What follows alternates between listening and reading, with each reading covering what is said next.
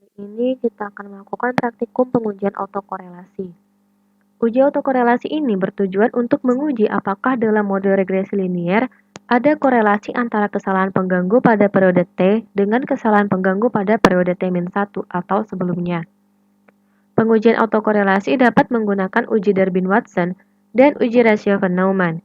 Jika ada korelasi, maka dinamakan ada problem autokorelasi.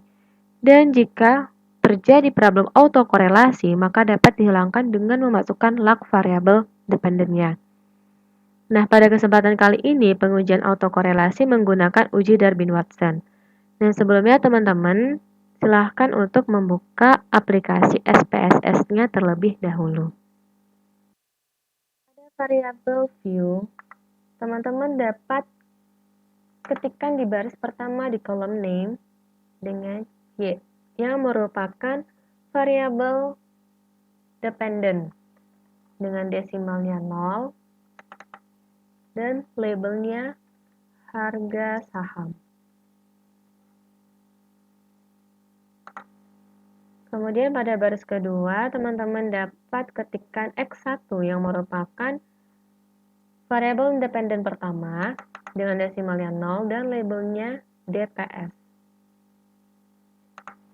Pada baris ketiga, teman-teman dapat ketikkan X2 yang merupakan variabel independen kedua dengan desimalnya 0 dan labelnya EPS. Selanjutnya, teman-teman pilih data view. Kemudian, teman-teman silahkan input sampelnya yang telah tersedia di buku paket statistik pada latihan soal regresi linear berganda. Pastikan penginputan data dengan benar dan sesuai dengan kolomnya. Harga saham, DPS, dan EPS. Jika telah terinput semua, teman-teman dapat mencek kembali apakah sampel telah terinput dengan benar dan pastikan jumlah sampel sebanyak 44. Selanjutnya, untuk melakukan pengujian autokorelasi, pertama-tama teman-teman dapat memilih menu Analyze, kemudian Regression, lalu pilih Linear. Kemudian teman-teman masukin harga saham ke kotak dependen dan DPS, EPS dimasukin ke kotak independen. Selanjutnya teman-teman pilih statistik, kemudian estimate dan model fit-nya dinonaktifkan, kemudian pilih covariance matrix, collinearity diagnostic, dan pilih Durbin-Watson.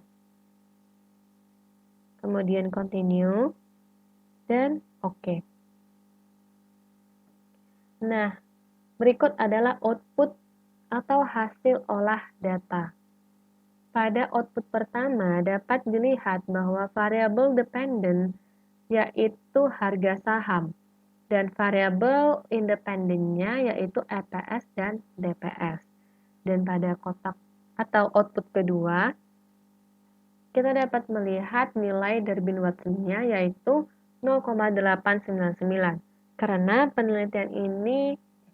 pengujian ini menggunakan uji Durbin-Watson sehingga menghasilkan nilai Durbin-Watson-nya. Untuk mendeteksi terjadinya autokorelasi, dalam model dilakukan dengan cara membandingkan nilai Durbin-Watson dengan nilai tabel Durbin-Watson. Untuk mengetahui nilai tabel Durbin-Watson, maka diperlukan jumlah K atau jumlah variabel independen dan jumlah sampel.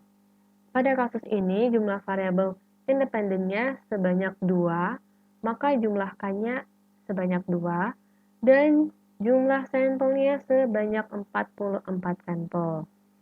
Teman-teman bisa cek kembali sampel yang digunakan sebanyak 44.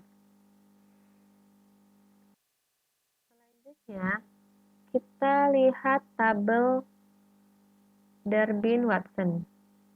Nah, di sini saya telah buka tabel Durbin-Watson dengan taraf signifikansi 5%. di sini terdapat N yang dimana ini menunjukkan jumlah sampel. Kemudian ada K sama dengan 1, K sama dengan 2, K sama dengan 3, K sama dengan 4, K sama dengan 5, yang dimana ini menunjukkan jumlah variabel independen. Kemudian ini ada DL dan DU yang dimana itu batas.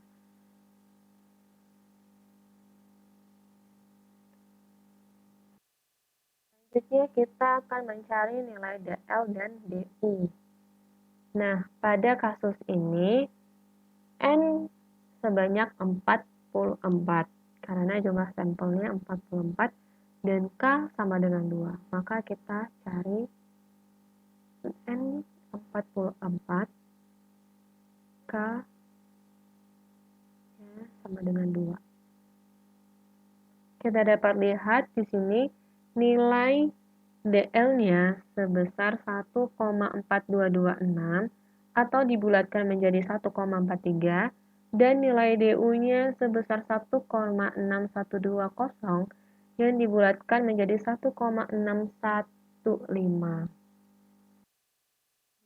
Selanjutnya, mari kita lihat cara pengambilan keputusan autokorelasi. Nah, syarat pengambilan keputusan autokorelasi yaitu D nilai Darwin-Watson lebih besar dari nilai DU dan lebih kecil dari 4 min DU.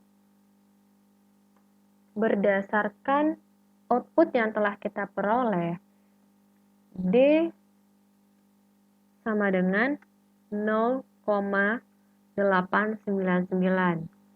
Sedangkan nilai DU pada tabel sebesar 1,615.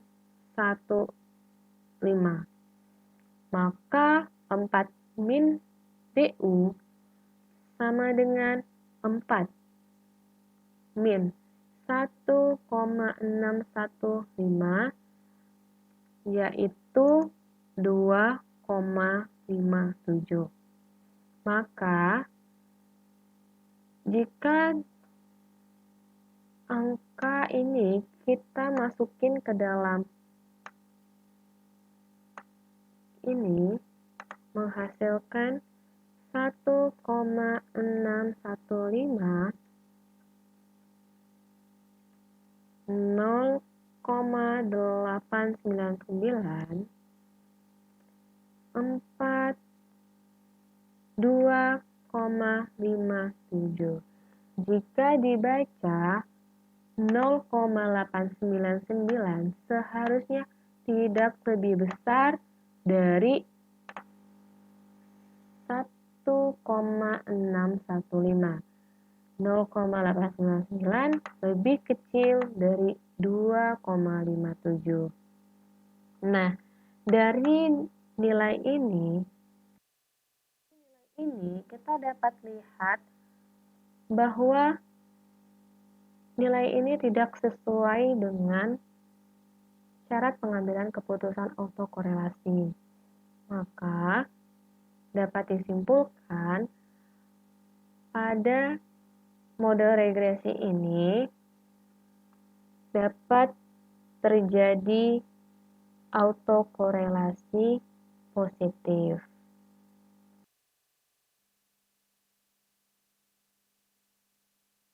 Nah, untuk mengatasi autokorelasi, bisa melakukan transformasi data atau menambah data observasi.